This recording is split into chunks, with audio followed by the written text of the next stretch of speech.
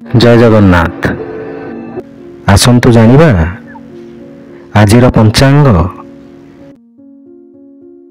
आज हेउछि इंग्राजी मास फेब्रुआरी 16 तारिख 2025 मसीहा रविवार। ओडिया मास हेउछि फाल्गुन। पक्ष हेउछि कृष्ण पक्ष। तिथि हेउछि चतुर्थी। नक्षत्र हेउछि हस्ता नक्षत्र। कुंभ। दिन 5।